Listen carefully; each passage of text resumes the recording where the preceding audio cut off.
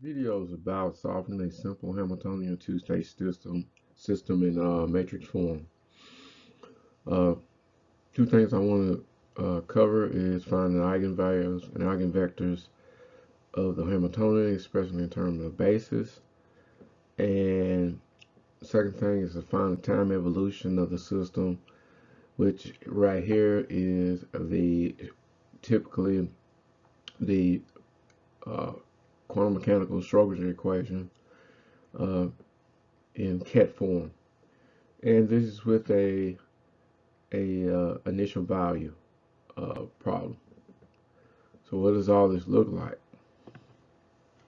Or what are the details here? Because the whole purpose of this video is also to try to get in really get a good understanding of what's going on with the mathematics. Okay, first thing, try to find the eigenvalues. Well, we're given the basis is being this right here, the ket's 0 and the ket 1. These are two state systems. They can be thought of as similar to, if you know anything about vectors, the ij vector, which is the basis for a two-dimensional vector. Now the Hamiltonian is this right here described by this 2x2 matrix. I would look at this as possible energies for the system. These are the energies. Well, this is in frequency, but if you remember, anyway, from physics or modern physics, energy equals to h the frequency. Yeah, E equals to h bar. Yeah, h bar or h times the frequency. So maybe I can write something here. So what am I saying? I'm saying E is equal to h bar omega. I think that's, yeah, h bar is right here. So this is here. These are all the possible energies. On diagonal, off diagonal. And typically, this is really simple because these energies, this could be off diagonal transition from 1 to 2, or this could be off diagonal 2 to 1. Energy change. Here is these energies could also be different. But these energies are on the diagonal and off diagonal. So this describes the possible energies for the whole system. Okay. If you consider a particle, the particle has two possible states for the system. If we represent the ket being 0 state, 1 state, these are column matrices. So this is the possible state. As this being a 0 state, this is 1 state. This is you're really looking at the 1 state, and here being the 1 state, and the possible value being 1 here. So these describes the states of the system, possible states of the particle system. But what typically happens is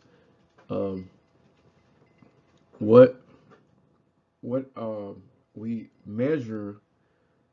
We do a measurement, which is an operation, which typically, like a Hamiltonian, is operated on this ket, or the state of the particles of the system, and you get values. There's only a select part. There's no infinite number of values, but there's only a select number of values. So that's how we get that. We get possible values, not a bunch of values. So there's an operation on the measuring of the basis of the system. It's measuring that cat. There's a measurement on that cat, and we get certain possible values. You can't get the value you want to get. It's only a certain amount of discrete values that you can get, at least with this system. Now, if we look at dealing with the eigenvalues, trying to calculate eigenvalues and eigenvectors. So what does that mean? Well, of course, in linear algebra, we calculate the eigenvectors or eigenvalues, possible eigenvalues. But from a physical standpoint, the Hamiltonian, these are possible, that this lambda is the possible values of the system, the possible what can we get for the system? What are the possible values for the system with this Hamiltonian?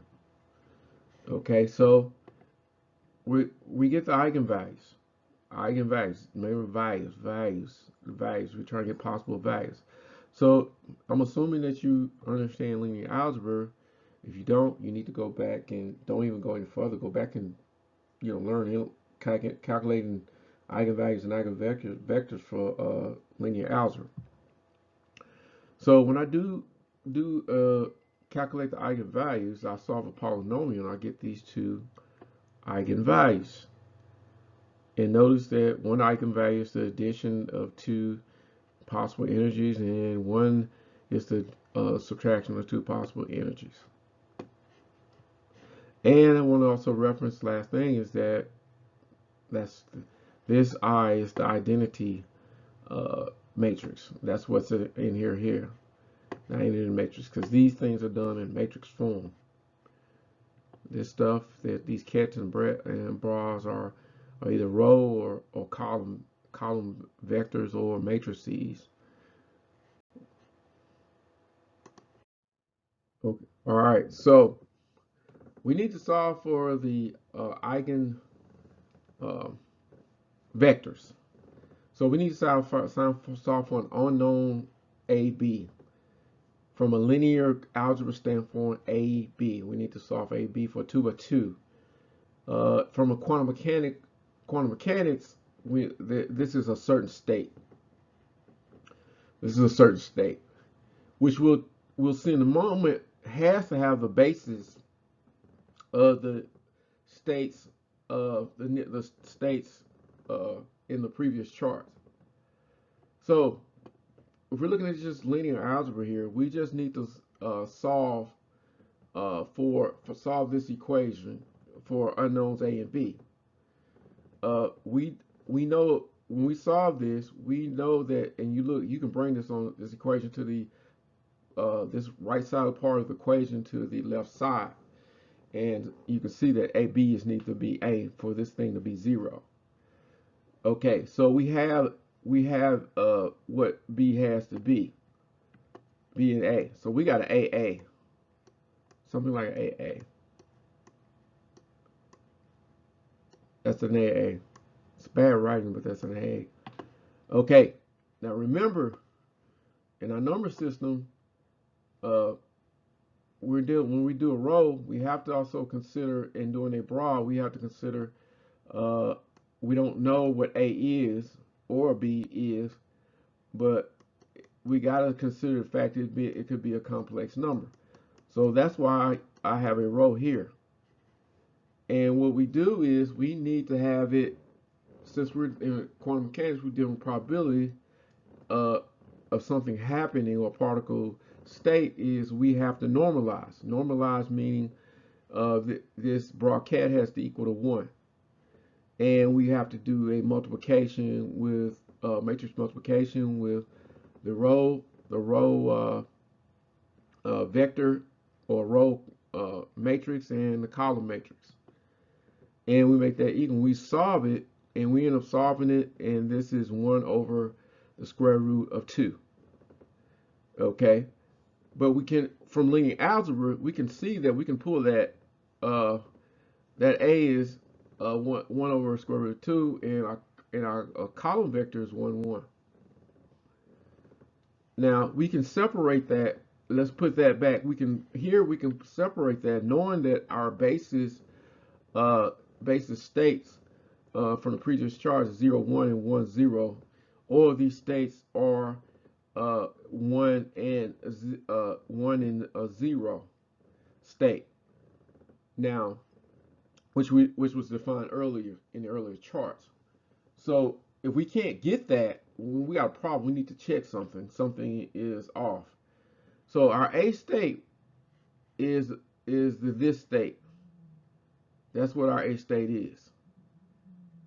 Now we do the same thing for the difference in energy with this omega minus omega 2, omega 1 minus omega 2, and we call this a B state. And we do the exact same thing. We see that this B state comes out to be, after all the linear algebra, it comes out to be the difference between the 1 and a 0 state. That's the B state. Still showing that this is a basis for this system.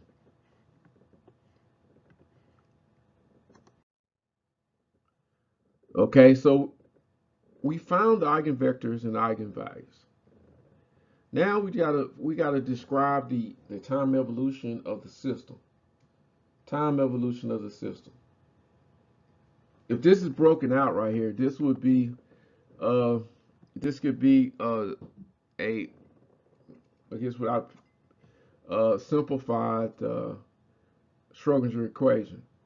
But this is in this equation is in bracket notation, and this is an initial value of the system.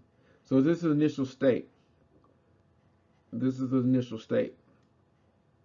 So we look at this stuff and we look at the notation here with these cats, and we really, if you substitute all this back, if you really look at this and look behind the cats, it's really just column vectors. That's all it is. It's column vectors.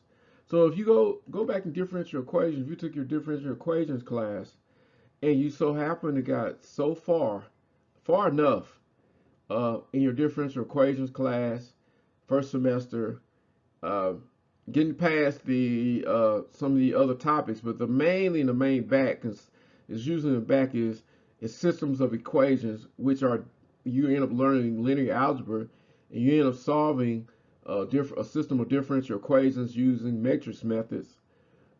This is what this is, and you got some dependent value, which is typically t, but in case of this quantum mechanics, this is time. So this, looking at having differential equations and doing this, solving systems of differential equations with matrix methods actually helps here. And also, I have 1 or 2 videos which I hope to link at the end. You can link up. I can link up the end. You can look at those videos, but which those are much more complicated. A little bit more complicated to solve than what we're solving here today. But okay, back to this. We got a Schrodinger equation. We're trying to find the evolution of the state of the system when we do a Hamiltonian measurement here. So the Hamiltonian measurement on the system, on the basis possible 2 states, is H bar, and this is a H bar. My note, I had a notation, may have some notation errors here, but this is what this really is. This is what I'm saying here, and I may change it later, and it may be HB or something like that, but it's H bar. So looking at the differential equation, it's just saying this Hamiltonian measurement on this state is equivalent to H bar, some constant, times I, and the state of that system changing over time. Changing over time. So there's a change in the system of a change over time, which is if you think about your calculus, it's the slope of a curve. Slope of a curve as it changes over time. The curve changes over time. So this is a partial derivative. Okay. So how do you describe that? Because now we get into this notation thing, because people typically in quantum mechanics, notation just thrown at you, because there's not a any rules that I can all of a sudden come out of the blue and say, well, what is the evolution? Is this state is this right here? Yeah, it's evolving this way, so I can write these things down. In our previous charts, we had no dependence on time, but here you can do this. This can be done this way, because the other thing is under here is these are again column vectors or column matrices or column matrices, and we can and when you see that these are column matrices and you've had the differential equations course on matrix in linear algebra, this notation becomes easier, so you can come up with this and say, well, my evolution is this, and I know I'm working in a 2x2 system, so with a Hamiltonian, and I got two states, so I can write this because I understand what I had in the previous charts. Okay, so when I write this and I say, well, okay, I'll operate on the Hamiltonian, which the Hamiltonian is a 2x2 matrix with these four energies in here, and we operated on this cat, and we already described the cat what it is here because we wrote it just describe something, say, hey, we're going to describe the evolution this way, alpha and beta. And we do matrix multiplication. We have this here. We have this here on the left side. This is the left side. Okay, on the right side up here, a description, we have IH bar. And how in the world do you describe this? Well, we already described this. So if you know from differential equations and being able to solve systems of differential equations using matrix methods, well, we can take the derivative inside here. That's no problem. That's what we did here. So when we get all this, we get all that, okay. We go to the next thing, and we have two coupled differential equations. Two coupled differential equations. So now we back in that we can do these things as separately as scalars, and they're coupled. They're coupled. So if you learn your DE, so we can do our mathematics this way. It makes life much easier. Now the only thing we've done now is, well, we're trying to find out how beta and alpha evolves, but we have to do something there are probably other methods to deal with the coupled equations, but right now the best thing to do is do this substitution here.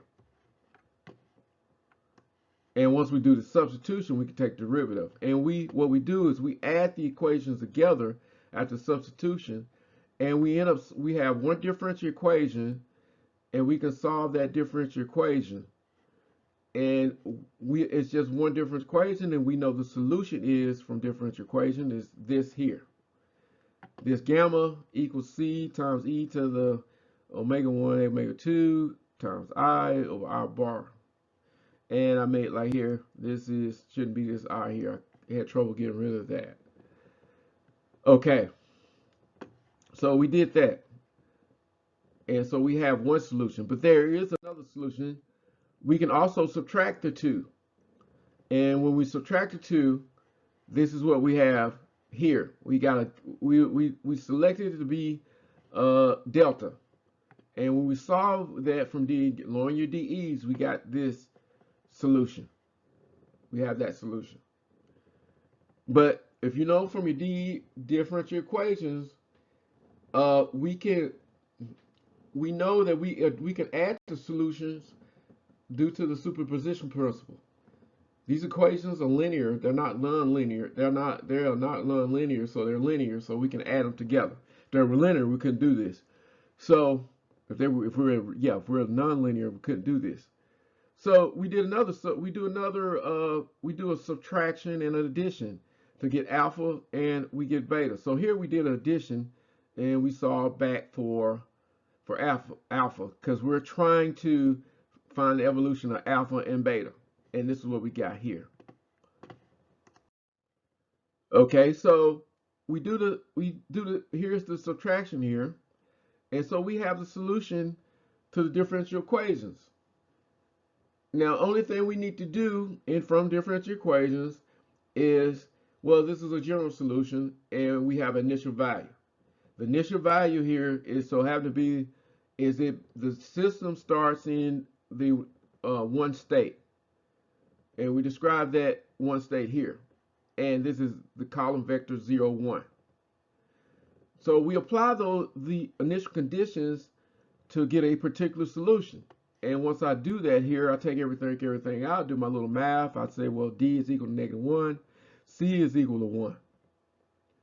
When we do that, we found the evolution of the system, and that's what we have here. And that's what I did the math here. You can see that I've done the math here. And we have what beta is, and we know what alpha is. So one thing I did extra here is I put things in terms of sine and cosine. So you can see the math that I did here, and when I put stuff in terms of sine and cosine. I did a little math, could have made a mistake, but I think everything's okay. So the evolution over time of this phi state described by alpha and beta is described by this equation, which is depending on the two energies, omega 1, omega 2, and time. So if we want to do a physical description of this system, well, we could. The thing is, over time, this is complex. This is gonna be a problem here. So somehow we would need to square this and get rid of the complex values to get another type of measurement to describe the system. Maybe some kind of mean or we square this. If we definitely square this or somehow get rid of this these complex numbers, take that, which would typically get rid of the complex numbers, is measured through an evolution of the absolute value. With the absolute value, we look at these two components to look at the absolute value. But here we describe just a simple solution to quantum mechanical system, and we found that eigenvectors, eigenvalues, which describe the evolution of a system of possible states, which those states were the basis of the initial 0 state and the 1 state, because that's the basis of the system. And we could do other things, measure probabilities, let's see, we could do take another operator, momentum operator. If you operate momentum on the system, how does things change or whatever, or position on the system, how do we get that, or the deviation of the system. We can do measurements that way. So once you get all this information, you can do different types of measurements. So for this type of problem, this is a simple problem. But my whole point, and you probably it's like, well, this type of problem is pretty simple for introduction to quantum mechanics.